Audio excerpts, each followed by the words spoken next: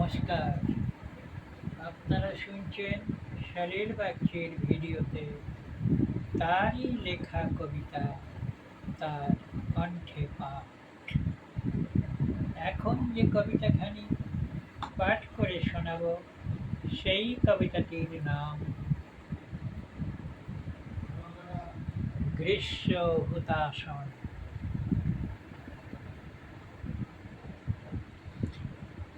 তোমার করুণা দান জীব জনে, রুদ্ররূপী গ্রীষ্ম শ্রীমধুসূদন।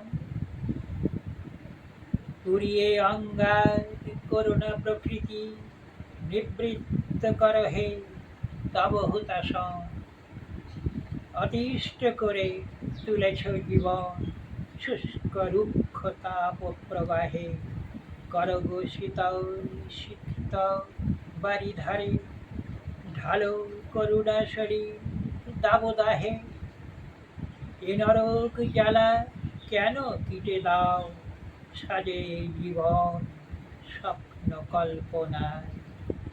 কেন খেলা খেলো নিঠুর প্রকৃতি, ভর জীবন তব দূত ও প্রেরণায়।